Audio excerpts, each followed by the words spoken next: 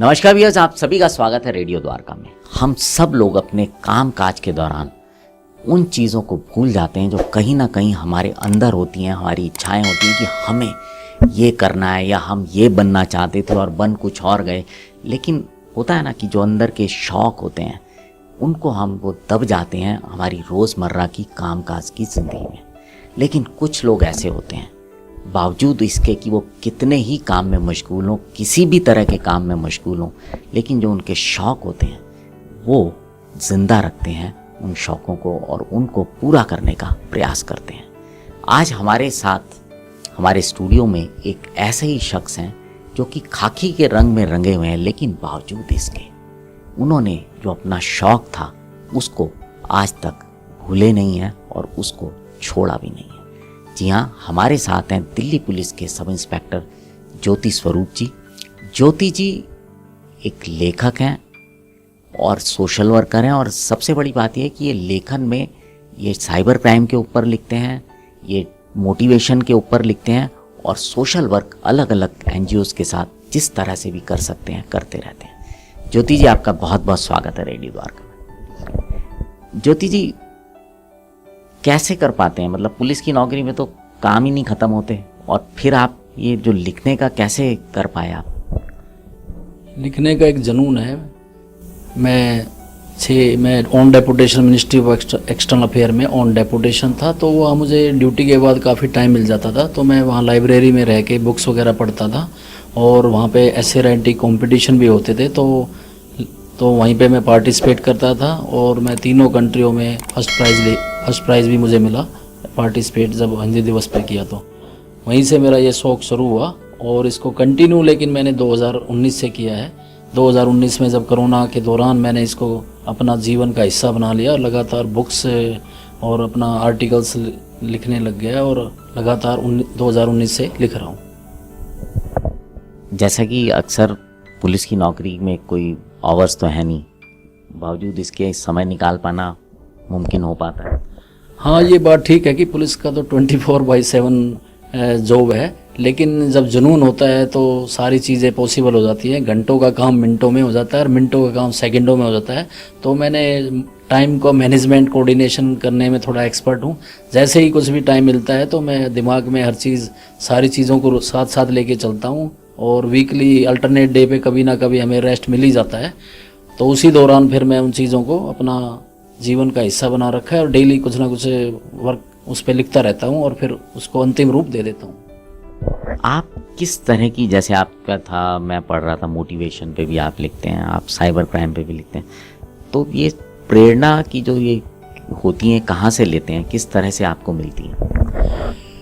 हाँ, लेखन क्षेत्र में खासकर मैं साइबर क्राइम्स पे लिखता हूँ या पर्यावरण पे लिख रहा हूँ या यूथ्स के लिए मोटिवेशन पे लिखता हूँ, क्योंकि ग्लोबल वार्मिंग विश्व में एक बड़ा मुद्दा बन गया है, प्रदूषण और ग्लोबल वार्मिंग। इसलिए मैं बार बार यही चाहता हूँ कि युवाओं को या आम जनता को उनको मोटिवेट करूँ कि भी प्रदूषण में हम क्या क्या स्टेप्स ले सकते हैं, कैसे हम इस चीज़ को रिजोल्व कर सकते हैं। तो लास्ट वीक मैंने इसी पे लिखा था भी कैसे हम अपने स्वास्थ्य और हैप्पीनेस सिटी और अपना स्वास्थ्य का क्या मूल मंत्र है, उसके लिए मैंने युवाओं को मोटिवेट किया था कि भी यही आर्टिकल थॉट्स मैंने लिखे थे कि भी साइकिलिंग का ज़्यादा यूज़ करें, पब्लिक ट्रांसपोर्ट का ज़्यादा यूज़ करें और पॉलीथिन का यूज़ ना करें। घर से जब भी बाहर जाएं जूट का बैग लेके जाएं या कपड़े का बैग लेके जाएं, और उसमें गवर्नमेंट्स को भी, हमारी गवर्नमेंट्स को आगे आना होगा, साइकिल सेट्स बनाने होंगे और साइकिल सेट्स के अलावा साइकिल ट्रैक बनाने होंगे, तभी हम इस प्रॉब्लम को रिजॉल्व कर सकते हैं। युवाओं को मोटिवेट करता रहता हूँ, ड्रग्स का यूज़ ना करें। साइबर क्राइम आजकल बहुत ज़्यादा है, डेली पूरे हिंदुस्तान में 6000 आदमी पर डे इसका मतलब शिकार हो रहे हैं। तो उसी के लिए मैंने साइबर क्राइम पे भी काफ़ी लिखता रहता हूँ कि भी अननेसेसरी लिंक को प्रेस ना करें, या यदि आपके साथ इंसिडेंट हो अपने पासवर्ड को किसी के साथ शेयर ना करें, फेसबुक पर नॉन पर्सन्स को फेसबुक पे फ्रेंड ना बनाएं और अपने मतलब सेव नंबर से पे ही बात करें।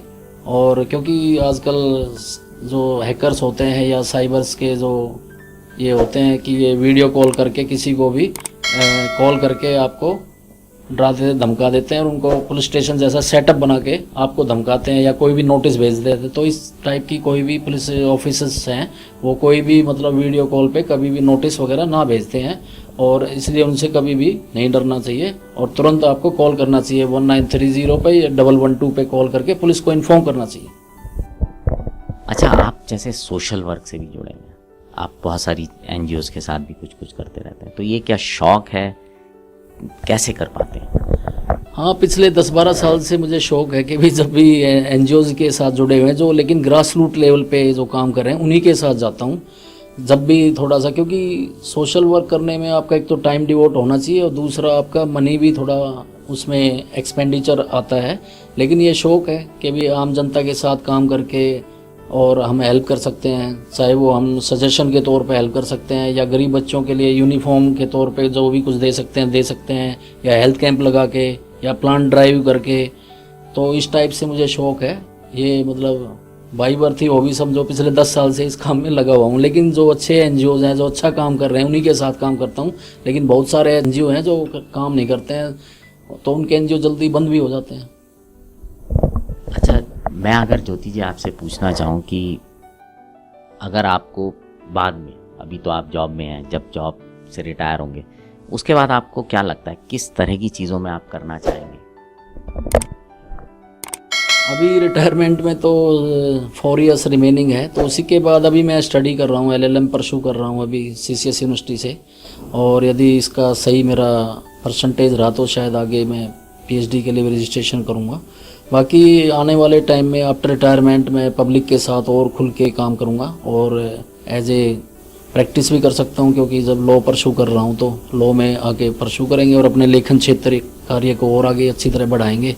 अभी तो क्योंकि टाइम की रिस्ट्रिक्शंस हैं तो पूरा नहीं कर पाते हैं कई बार, क्योंकि ड्यूटी को हैम्पर नहीं कर पाते हैं, जो टाइम बचता है तभी मैं ये सारी एक्टिविटीज़ करता हूँ। बाकी आने वाले टाइम में 4 इयर्स के बाद हम खुल के काम करेंगे और गरीब लोगों के लिए यदि एडवोकेसी में आते हैं तो उनके लिए फ्री ऑफ कॉस्ट प्रैक्टिस भी, उनको लीगल एडवाइस देंगे और एनजीओज़ के साथ खुल के काम करेंगे और अपने लेखन क्षेत्र में भी थोड़ा सा एक्सपेंड करेंगे उसको। यही मेरा अपनी इच्छा है।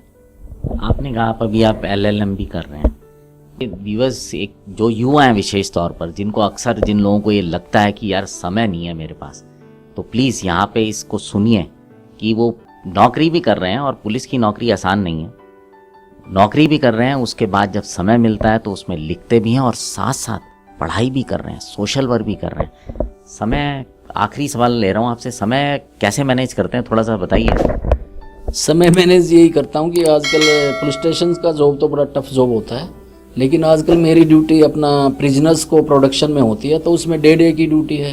पिछले 3 ईयर से मैं प्रोडक्शन ही कर रहा हूँ। जो गैंगस्टर्स होते हैं उनको मतलब कोर्ट में लेके जाना होता है या कोर्ट की डायरेक्शन पे उनके घर पे पैरोल लेके आना होता है, तो हमारे पास सफिशिएंट टाइम होता है कि भी हाई रिस्क आदमी को हम जल्दी से प्रोड्यूस करके वापस घर पे आके फिर अपना टाइम देते हैं। जो जितनी भी बाकी एक्टिविटीज़ होती हैं उन्हीं को मैं टाइम देता हूँ, इसलिए मुझे टाइम मिल रहा है। कि भी पुलिस स्टेशंस में तो कोई टाइम आवर्स नहीं होते, नाइट ड्यूटी होती है, डे ड्यूटी होती है। रात को कोई भी इंसिडेंट हो गया तो उसको हमें सेम डे उसको सॉर्ट आउट करके फिर नेक्स्ट डे अक्यूज़ को प्रोड्यूस करना होता है कोर्ट में, तो वहाँ टाइम नहीं है। लेकिन यहाँ पे भी हमें अल्टरनेट डे पे मिल जाता है। ऐसा नहीं है कि भी आपको यहाँ पे भी कभी कोई हमारा गजेटेड हॉलीडे नहीं होता है और कोई फिक्स मतलब सैटरडे संडे नहीं होता है। लेकिन जुनून है, पैशन है, तो आप हर काम को मतलब फोकस रखते हैं तो काम हो जाता है। तो मतलब जुनून होना चाहिए, जुनून से सारी इच्छाएं सपने पूरे हो जाते हैं। मतलब अपने जुनून को जिंदा रखिए।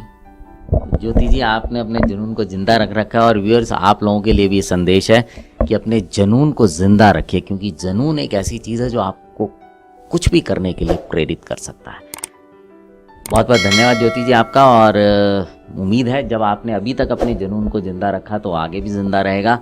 और व्यूअर्स, अब आपसे विदा लेते हैं इसी संदेश के साथ कि आप भी अपने जुनून को जिंदा रखिए। फिर मुलाकात होगी, जुड़े रहें रेडियो द्वारका के साथ। नमस्कार।